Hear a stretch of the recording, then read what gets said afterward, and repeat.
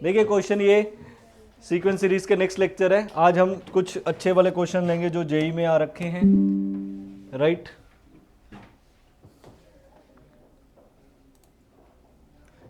तो देखिए पहला क्वेश्चन आपको क्या बोलता है वो, for what value of the least value of K, the least for which the terms 1 plus X 4 1 minus X K by 2, okay ये प्लस है, प्लस और 16x plus 16 minus X are in 3 consecutive terms of AP. AP का condition होता है कि जो 3 number AP में तब होते हैं जब twice of middle equal to sum of extreme. तो twice of middle equal to sum of extreme, twice B equal to A plus C, ये एपी का कंडीशन होता है। A B C 3 number AP में तब होंगे, ये कंडीशन होगी। तो 16x को आप ऐसे लिख लीजिए, right. Now this can be written as further, this can be written as 4 1 plus x 4.4x 4.4 minus x, right. और अगर आप देखें ये नंबर इट इज बेसिकली 4 का स्क्वायर, ए भी 4 का स्क्वायर, ऐसे लिख सकते हैं। Now k is equal to, take 4 common, this is 4x plus 1/4x, right. इसी के साथ है सिर्फ प्लस 4 2x प्लस 1/4 2x। अब देखो सीधा साधा तो होने से रहा ये, वाई सीधा साधा, बिकॉज इसने बोला लीस्ट वैल्यू, तो सिंपल दिमाग तो चला नहीं सकते क्योंकि लीस्ट वैल्यू में you need to greater than, less than, ऐसी चीजें चाहिए, राइट। तो उसके लिए आपको लेस देन ग्रेटर देन की नॉलेज होनी चाहिए। अब एक टर्म, एक आपको मैंने बताया था, arithmetic mean is always greater than geometric mean is always greater than harmonic mean. ये एक टर्म होती है कि अर्थमेटिक मीन ज्योमेट्रिक मीन से बड़ा ही होगा। अब मान लीजिए अर्थमेटिक मीन किसे बोलते हैं, a plus B by 2, geometric mean is under root A B and harmonic mean is 2ab upon a plus B. ये अब let suppose if I take a as a 4x, b as a 1/4x, if I take 4x b as a 1/4x, for instance take this example, take this point 4x and 1/4, इसको अभी छोड़ दो, सिर्फ इसको देखो, because what happened with this number same will happen with this number because a और b change होंगे आपके, right। now use the formula arithmetic mean 4x plus 1/4x that is a plus b by 2 is always greater than under root 4x dot 1/4x। Just put the formula in arithmetic mean greater than geometric mean, A का value 4x, B का value 1/4x, तो क्या आएगा आपके पास, यहां बचा 1, ये 2 उधर चला गया, तो 4x प्लस 1/4x का मिनिमम वैल्यू 2 आ गया, ग्रेटर है ना, मिनिमम 2, और you can say it is more than 2, minimum is 2 and higher is infinity, higher तो इन्फिनिट जा सकता है, गेटिंग माय पॉइंट। तो ये आ गया 2 का, तो इसका मतलब अगर इसकी अब उसने क्या बोला, लीस्ट वैल्यू, इसका मतलब इसकी मिनिमम वैल्यू 2 है, तो इसको हम ऐसे भी लिख सकते हैं, यहां पे वैल्यू डाल दो, इसकी मिनिमम वैल्यू क्या है 2, मैक्सिमम तो कुछ भी हो सकती है ना, तो अगर आपने मिनिमम डालोगे तो के का आंसर भी तो मिनिमम आएगा, तो वो उसने मिनिमम ही तो पूछा है। सिमिलरली इसका वैल्यू भी मिनिमम ही आएगा 2, सेम चीज यहां पे लगाओ, ए को रिप्लेस करो 4 की पावर 2x, बी को रिप्लेस करो 1/4 का 2 का x, सेम आ जाएगा, यहां पे तो कैंसिल ही होंगे दोनों, तो यहां से आंसर आएगा 8 + 2 10, hence the minimum value is 10। तो सीक्वेंस सीरीज में you need good knowledge of inequation, inequalities, ये फॉर्मूलाज, ये सारा, तभी ये जेई के क्वेश्चन आपसे अटेम्प्ट होंगे, इनफैक्ट एनडीए में भी ऑल्सो।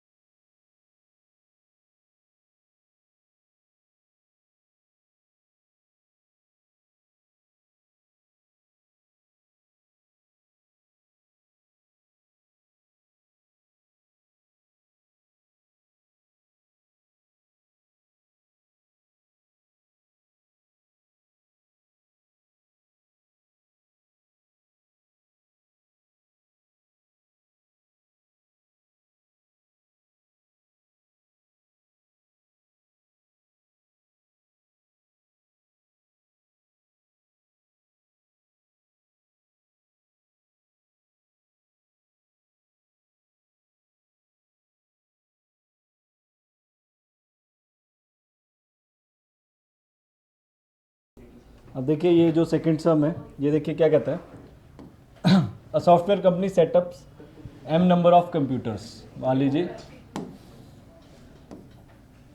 m कंप्यूटर्स हैं, राइट, ये लगाए हुए हैं 1 2 3 4, to finish an assignment in 17 days. तो ये टोटल टाइम इनको लगता है 17 days to complete the work.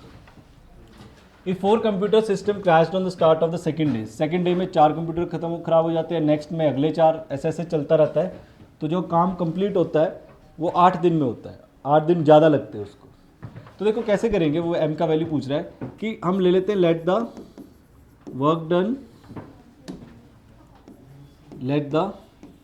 Work done completed by 1 computer in 1 day. एक दिन में एक कंप्यूटर के काम करता है, मतलब ये वाला एक काम एक दिन में के करता है, ये भी एक दिन में के काम, ये भी एक दिन में के काम करता है, ऐसे हमने ले लिया। Work done completed by 1 computer 1 day is के। तो टोटल हमारे पास देखिए क्या है, m कंप्यूटर टोटल, तो 1 डे काम कितना होगा, ऐसे बोल सकते हैं 1 day work of m computer, क्योंकि अगर एक कंप्यूटर होगा तो एक के काम होगा, 2 कंप्यूटर होंगे 2k होगा, 3 कंप्यूटर होगा 3k होगा, 4 कंप्यूटर 4k, तो m कंप्यूटर तो वो m के काम करेंगे, राइट। अब total work done, total work complete in 17 days, 17 days में कितना काम कर लेंगे ये लोग, 17 m के। एक कंप्यूटर एक दिन में के काम कर रहा है, m कंप्यूटर m के काम करेंगे एक दिन में, तो 17 डेज में वो 17 m के काम करेंगे, राइट। अब आ जाइए, पहले दिन में काम कितना होगा, ये रहा 1 डे वर्क बाय कंप्यूटर, पहले दिन में m के काम, दूसरे दिन में m -4 k, क्यों, क्योंकि 4 कंप्यूटर खराब हो गए, क्रैश हो गए। सेकेंड डे में m -8 k, 4 और खराब हो गए। करते करते 25 दिन तक काम होगा, क्योंकि देखो उसने बोला ना 8 more days to finish the assignment, 8 दिन और लग जाते हैं, तो 17 + 8 25, तो 25 दिन में कितना काम होगा, m -24 इंटू 4k। ये कैसे आया, देखिए अगर सेकंड डे में काम हुआ तो 4 इंटू 1, थर्ड डे में काम हुआ तो 4 इंटू 2, है ना, फर्स्ट डे में 1 इंटू 4, सेकेंड डे में 2 इंटू 4, तो उसी तरह 25 डे में 4 इंटू 24, एक कम होता है, अगर ये सेकेंड डे है तो 1 से, थर्ड डे है तो 2 इंटू 4, राइट, तो 25 डे में एक कम 24 इंटू 4, और ये टोटल काम किसके इक्वल होगा, 17 m के, क्योंकि टोटल 17 दिन में मतलब काम इतना कंप्लीट होता है 17 m के। This has to be total work completed in 17 days. इसको हम सॉल्व कर लेंगे, यहाँ से आप k कॉमन लेके कैंसिल कर दो सब में से, तो ये इक्वेशन बन जाएगी आगे लिखी हुई आपके, राइट। तो इसको सॉल्व किया मैंने, m का वैल्यू 150 आ गया, 4 कॉमन लिया, ये सम का फॉर्मूला लगाया मैंने, Sn = n/2 first term plus last term, और आंसर आ गया 150। Third some, Sn denote the sum of the first 10 terms of an AP, S10 390, S10 is 390, and the ratio of the 10th term and the 5th term, 10th term होएगी a plus 9d, 5th term होएगी a plus 4d, is 15/7, then S15 minus S5, ये पूछ रहा आपसे S15 minus S5, तो ये तो simple था, अगर सिंपल लॉजिक से भी करोगे तब भी हो जाएगा, राइट।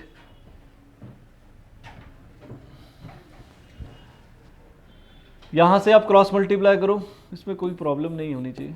7 9 63, 15a 60d, right. तो 15a इधर आ गया तो 8 रह गया, -8, 60 इधर आ गया प्लस 3d = 0। पहली इक्वेशन। एक यहाँ से इक्वेशन बना लो, 10/2 2a plus n-1 into d = 390, ये कैंसिल हो गया, 2 उधर मल्टीप्लाई कर दो, दैट इज 9 2 18, 3 2 78। तो एक इक्वेशन ये बन गई, एक इक्वेशन ये बन गई, सॉल्व कर लो एलिमिनेशन मेथड से, ए और डी आ जाएंगे, ए और डी आ जाएंगे तो S15 माइनस S15 निकाल लो। S15 क्या होगा 15/2, 2a प्लस 14d, S5 क्या होगा 5/2, 2a प्लस 4d। बस AD का क्या आ रहा था यहाँ से,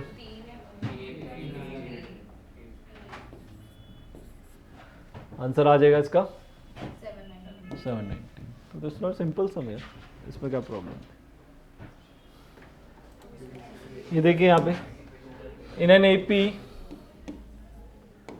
AP the sixth term is 2 if the product is the greatest then the common difference on AP। देखो A6 का मतलब होगा A प्लस 5D, राइट। अब उसने बोला A1 A4 A5 ये क्या है ग्रेटेस्ट, ये क्या है ग्रेटेस्ट, राइट।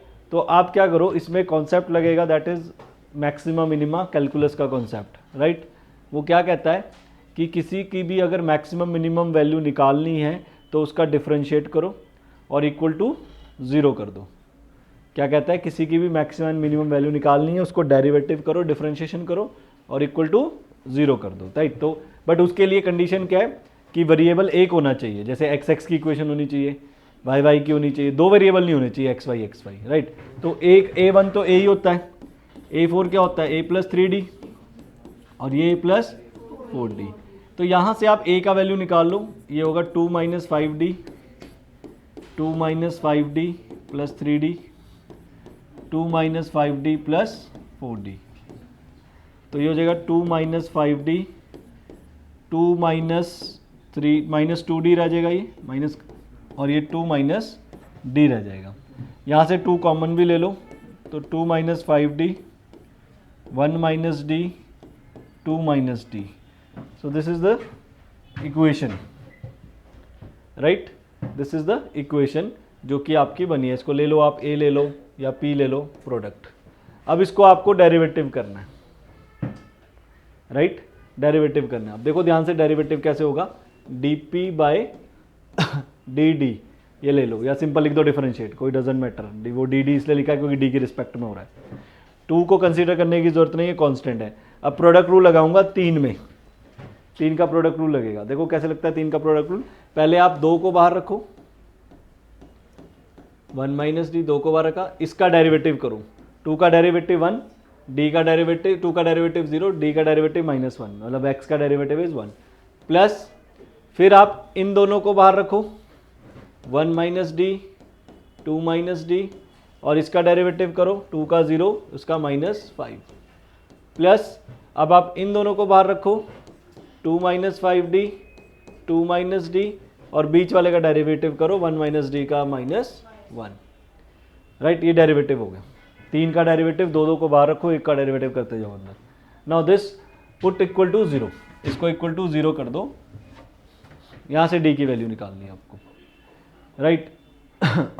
अब डी का वैल्यू कैसे निकलेगा, देखो इसमें से और इसमें से कॉमन आ रहा है 2 माइनस 5D, अंदर बचेगा 1 माइनस डी, माइनस, अच्छा माइनस है तो साइन चेंज हो जाएगा, -1 प्लस डी, और यहाँ भी -2 प्लस डी, ये रहेगा -2 प्लस डी, प्लस एक ये वाला भी बचा हुआ है 1 माइनस डी, 2 माइनस डी, और एक नेगेटिव है तो यहाँ नेगेटिव होगा, इक्वल टू व्हाट 0, -5, राइट। तो ये हो गया 2 माइनस 5D, 2D -3, ये हो गया 2D -3, -5, 1 minus D, 2 minus D equal to 0, right. तो I think you need to multiply, otherwise factor नहीं बनेगा। Yes you need to multiply that, 2 2 ज़ा 4D, मल्टीप्लाई करना पड़ेगा, -6 -10D स्क्वायर प्लस 15D, 2 2 ज़ा 4, 2 3 ज़ा 6, -10D square plus 15D, right. And this is 1 into 2 1, -D -2D plus D square, तो finally आपका बनेगा देखो -10d², ये रहा, एक आएगा -5d², तो ये हो जाएगा -15d²। कंबाइंड फॉर्म में लिख रहा हूँ मैं, अब देखो एक होगा आपका 4d + 15d इज 19d, और -3d + 15d हो जाएगा 19 + 15 34d, है ना। 4 + 15 19, और ये -3d into -5 is +15, -6 -5 -6, only one term is -6, yes -6, और यहाँ से बचेगा -10, -10 और -6 इज -16 इक्वल टू 0। तो माइनस कॉमन ले लो, तो 15d² -34d + 16 इक्वल टू 0। 15, 34, 16, ये हैं आपके फैक्टर। अब इसमें से फैक्टराइजेशन करना पड़ेगा। बनते हैं फैक्टर 16 × 15 240, 240, 240, 8 3 = 24, 215, 30 और 3 5 5 1। तो फैक्टर बनते हैं 2 × 2 × 2 × 2 3 5, 15 और 8 8, ये रहा 6 30, 16 और 15 ये भी नहीं बनते, और 6 12 10 to 20 12 20 भी नहीं बनते, 4 4 5 4 3 12 24 24 और 10 24 और 10 ये फैक्टर बने। Take 5d common, 3d -2, 8 common, 3d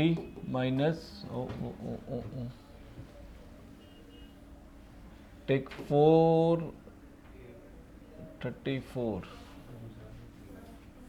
16 80 आएगा, 324 - 2 इक्वल टू 0।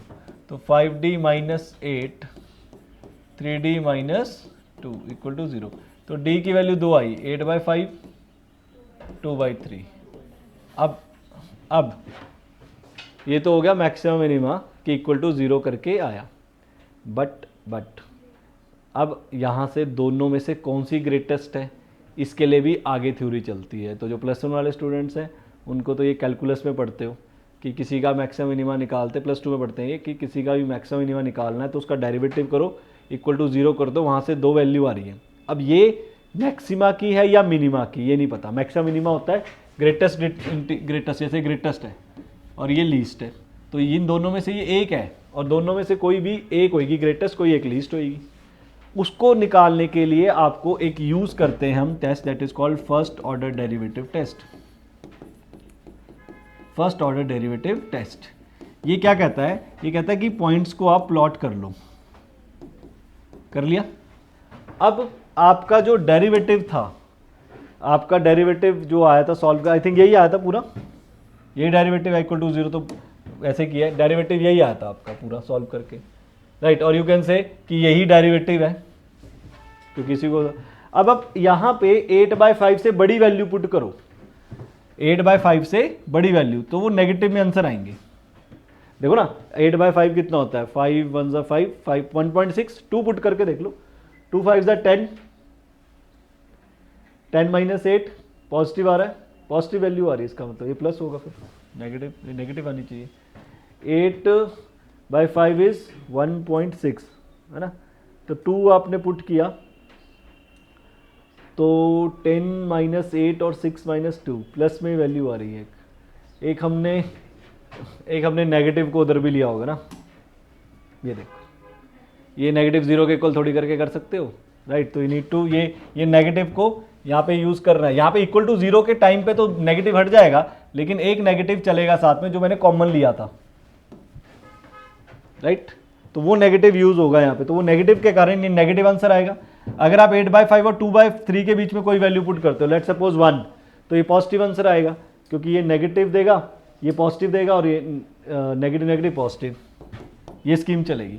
अब प्लस से माइनस जा रहा है तो वो मैक्सिमा का पॉइंट होता है, माइनस से प्लस जा रहा है तो मिनिमा का। तो इसमें जो ग्रेटेस्ट पॉइंट है, जो ये ग्रेटेस्ट वैल्यू आएगी या ग्रेटेस्ट पॉइंट आएगा, रादर वैल्यू नहीं पॉइंट, वो क्या होगा 8/5। ये कॉन्सेप्ट है कैलकुलस का, राइट। और जो +1 वाले हैं वो ये समझ सकते हैं कि मान लीजिए आपको y की टर्म में कोई x की वैल्यू दे रखी है, तो जब भी आपने जब भी नहीं, क्योंकि ये डिपेंड करता है क्वेश्चन की सिचुएशन क्या है। जैसे मैंने पीछे एक क्वेश्चन में अर्थमेटिक मीन ज्योमेट्रिक मीन का यूज़ किया था, तो वो वैसे किया, वो डेरिवेटिव से नहीं किया। तो हर एक मैक्सिमा मिनिमा निकालने के तरीके हैं, कौन सा कब लगेगा वो आपको देखना है। अब डेरिवेटिव किया जाता है पहले इसका, राइट, जो भी डेरिवेटिव करके आता है फिर हम लिखते हैं फॉर मैक्सिमा मिनिमा, कि कोई भी बड़ी या छोटी वैल्यू के लिए इस डेरिवेटिव को 0 के इक्वल किया जाता है। यहाँ से x की वैल्यूज़ आती हैं, 2 आएंगी, 3 आएंगी, 4 आएंगी, कुछ भी आ सकती हैं।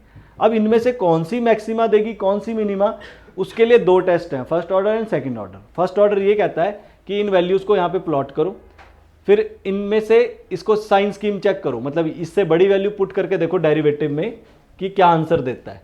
तो अगर वो प्लस से माइनस की तरफ जा रहा है तो वो मैक्सिमा का पॉइंट होता है, अगर माइनस से प्लस की तरफ जा रहा है तो मिनिमा का होता है, अगर साइन चेंज नहीं कर रहा तो neither maxima nor minima, neither maxima nor minima, right.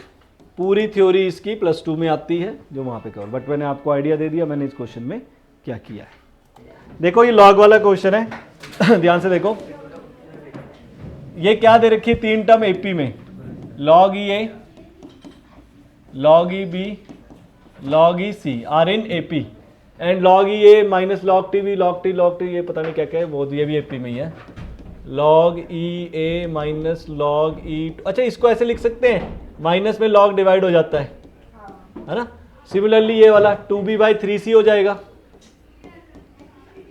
log minus में डिवाइड हो जाता है, सिमिलरली 3c/a, ये भी क्या दे रखे हैं एपी में, रेशियो पूछ रहा है, अच्छा ये भी एपी में वो भी एपी में, तो एपी का condition twice of log b equal to sum of extreme, तो ये 2 इधर चल जाएगा, log b स्क्वायर प्रॉपर्टी होती है, प्लस में log क्या हो जाता है मल्टीप्लाई, ये कैंसिल हो गया, तो you will get b square equal to ac।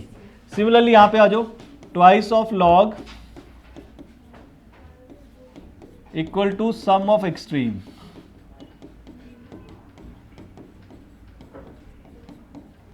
तो ये 2 इधर चल जाएगा, मैं डायरेक्ट कर देता हूं, ये हो जाएगा 2b/3c का square equal to a/2b into 3c/a, तो हो जाएगा 4b square by 9c square equal to a cancel 3c/2b, right. और you can say cross multiply कर दो, b³ इक्वल टू 27/8 और b/c इज 3/2, और इधर b/c का वैल्यू आ गया 3/2।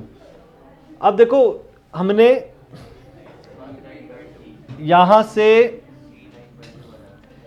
अब देखो आप ऐसे कर सकते हो, take b equal to 3x, c equal to 2x, x की फॉर्म में ले लो, तो यहां पे अगर आप डालोगे तो कितना आ जाएगा 9x स्क्वायर, a का वैल्यू नहीं पता, c का value 2x, right, x cancel हो गया, तो a का वैल्यू क्या आ गया 9x/2, आ गई x की टर्म में सारी वैल्यू।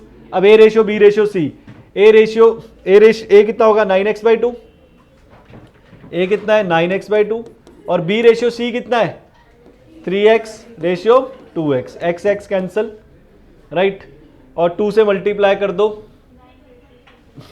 या 2 से मल्टीप्लाई कर दो तो हमारे पास 18 6 4 और 2 3 9 932 964 964, यस 964 आएगा, राइट। तो ये आ गया बी। तो यहाँ पे हमने कर लिया आसान सा सम था, बहुत अच्छा सा सम था, ऐसे सम आ जाए तो हम जेई में अच्छा स्कोर कर ले। नेक्स्ट क्लास में कंटिन्यू करेंगे विद सम एक्स्ट्रा सम्स।